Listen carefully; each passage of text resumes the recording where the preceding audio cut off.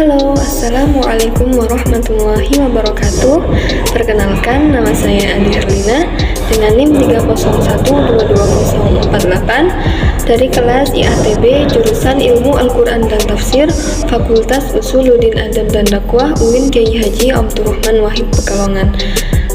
Pada video kali ini saya akan menerangkan atau menjelaskan tentang dinasti Abbasiyah. Untuk mempersingkat waktunya, mari kita langsung saja memulai pembahasannya. Poin pertama adalah latar belakang berdirinya dinasti Abbasiyah. Latar belakang berdirinya dinasti Abbasiyah tidak terlepas dari berbagai masalah yang mewarnai pemerintahan Bani Umayyah. Sejak awal berdirinya dinasti Umayyah, kelompok Muslim Syiah telah memberontak karena merasa hak mereka terhadap kekuasaan dirampok oleh Muawiyah atau Bani Umayyah. Jadi sejak pemerintahan pertama dinasti Umayyah itu udah ada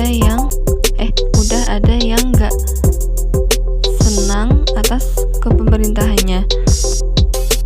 Ada juga kelompok Khawarij yang juga merasa bahwa hak politik tidak dapat dimonopoli oleh keturunan tertentu, tapi hak setiap muslim. Kelompok Khawarij itu berpendapat bahwa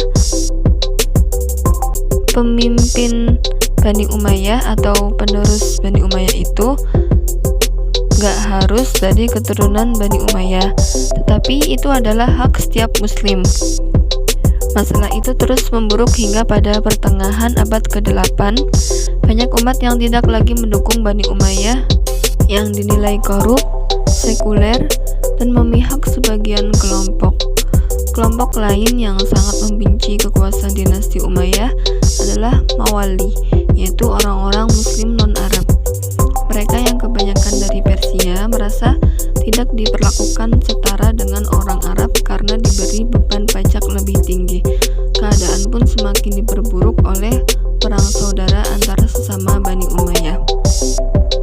Yang oleh karena itu, Bani Umayyah dicap bermoral buruk oleh masyarakatnya sendiri. Permasalahan yang menimpa pemerintahan Bani Umayyah memicu lahirnya gerakan Abbasiyah. Gerakan Abbasiyah sendiri diambil dari nama paman Nabi Muhammad, yaitu Al-Abbas. Gerakan ini berusaha menggulingkan kekhalifahan Umayyah karena mengklaim Daulah Abbasiyah sebagai penerus sejati Nabi Muhammad. Dalam revolusinya, Daulah Abbasiyah berbekal janji akan mendirikan sistem yang lebih ideal bagi umat Islam daripada dinasti Umayyah yang dinilai sebagai penindas dan tidak memiliki legitimasi keagamaan. Gerakan yang dilakukan Bani Abbasiyah pun didukung oleh sebagian besar orang Arab yang dirugikan Umayyah dengan tambahan faksi. Ada Yaman, Mawali, Khawarij, dan Syiah. Kelompok inilah yang mendukung Abdul Abbas As-Saffah, keturunan paman Nabi Muhammad, untuk melakukan revolusi guna menggulingkan kekuasaan Bani Umayyah. Selain Abdul Abbas As-Saffah, salah satu tokoh yang berperan dalam proses berdirinya Daulah Abbasiyah adalah Abu Muslim Al-Khurasani. Abdul Abbas As-Saffah merekrut Abu Muslim Al-Khurasani sebagai agen propaganda sekaligus panglima perang, karena ia mampu menarik simpati rakyat Khurasan untuk menggalang kekuatan politik dan mendeklarasikan gerakan oposisi Abbasiyah. Setahun kemudian, yakni pada tahun 747, Abu Muslim Al-Khurasani memimpin pemberontakan pada kekuasaan Bani Umayyah di Merv, yang sekarang masuk Turkmenistan. Pertempuran itu berlangsung hingga mampu menguasai Herat, Balkh, Tukharistan, Tirmidz, Samarkand, dan Bukhara. Peperangan revolusi Abbasiyah memuncak pada tahun 750 Masehi ketika terjadi pertempuran Zab yang menandai runtuhnya Bani Umayyah.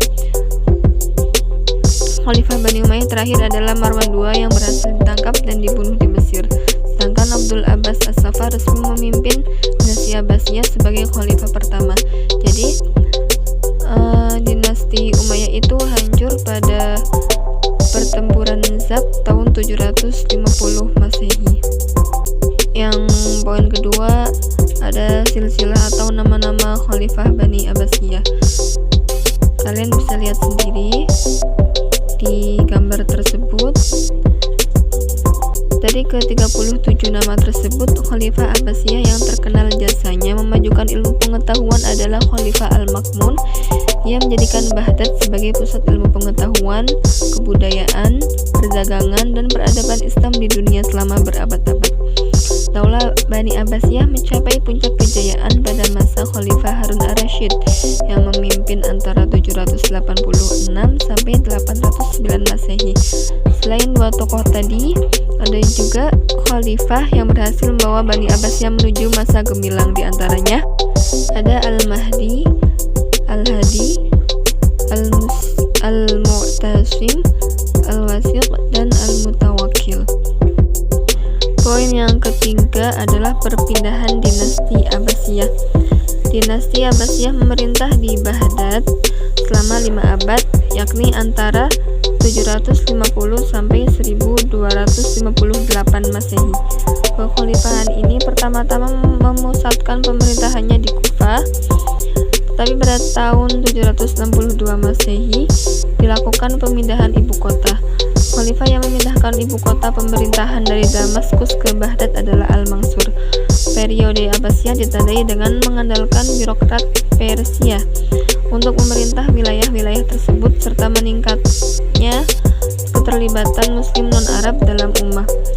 Selain itu, Baghdad menjadi pusat sains budaya, filsafat, dan penemuan, yang hingga periode pemerintahan kekhalifahan Abbasiyah dikenal sebagai zaman keemasan Islam. Perubahan pertama yang dilakukan dinasti Abbasiyah adalah memindahkan ibu kota pemerintahan dari Damaskus ke Baghdad. Alasan pemindahan yang dilakukan di bawah kuasa Al-Mansur ini adalah karena kedekatan lokasi Baghdad dengan Iran yang merupakan basis kekuatan Abbasiyah. Terlebih lagi, Baghdad memiliki lokasi strategis, yaitu di tepi sungai Tigris yang subur dan terletak pada jalur perdagangan yang penting. Selain itu, pemindahan ini merupakan bagian dari tuntutan Mawali Persia untuk mengurangi dominasi Arab di kekaisaran. Seperti diketahui, Abbasiyah sangat bergantung pada dukungan Persia dalam menggulingkan Bani Umayyah. Pada periode ini, sebuah posisi baru yaitu wazir juga dibentuk untuk mendelegasikan otoritas pusat dan otoritas yang lebih besar lagi kepada amir lokal. Oleh karenanya, periode pertama pemerintahan Daulah Abbasiyah ini disebut dengan masa pengaruh Persia pertama, yang berlangsung antara 750 sampai 847 Masehi. Yang keempat ada poin tentang faktor runtuhnya Bani Abbasiyah. Yang pertama ada masalah ekonomi, terus juga perebutan kekuasaan, terus juga pemimpin Abbasiyah yang kurang tegas. Ada apa dengan masalah ekonominya? Ekonominya mengalami penurunan, sedangkan pengeluarannya semakin meningkat. Karena apa? Karena peningkatan ini disebabkan oleh khalifah dan para pejabatnya yang teramat mewah. Perebutan kekuasaan juga selain dari dalam dinastinya atau di dalam lingkungan keluarga kerajaan, juga terjadi perebutan kekuasaan dengan Persia, karena Persia menginginkan sebuah staf untuk dirinya sendiri. Dan yang benar-benar runtuh itu karena perang salib yang berlangsung selama beberapa waktu dan menelan cukup banyak korban jiwa serta menimbulkan kerugian yang besar. Dalam kondisi yang lemah, kekhalifahan Abbasiyah diserang oleh bangsa Mongol yang berkekuatan sekitar 200.000 tentara, yang akhirnya pada tahun 1258 Masehi, Bani Abbasiyah runtuh karena nggak mampu membendung kekuatan bangsa Mongol. Bangsa Mongol bukan cuma berhasil memenangkan peperangan, tapi juga bangsa itu menghancurkan kota Baghdad dan membakarnya. Berbagai fasilitas kota seperti perpustakaan, terus apalagi, pokoknya perpustakaan yang berisi berbagai macam peradaban dan ilmu pengetahuan dihancurkan oleh tentara Hulaguhan. Dan poin kelima yaitu prestasi yang diraih oleh dinasti Abbasiyah, yaitu pertama adalah membangun kota Baghdad, terus yang kedua menerjemahkan buku-buku asing seperti dari Yunani yaitu bahasa Sanskerta ke dalam bahasa Arab. Terus yang ketiga yaitu membuat Baitul Mal. Oke, segitu saja penjelasan dinasti Abbasiyah dari saya. Kurang lebihnya mohon maaf. Wassalamualaikum warahmatullahi wabarakatuh.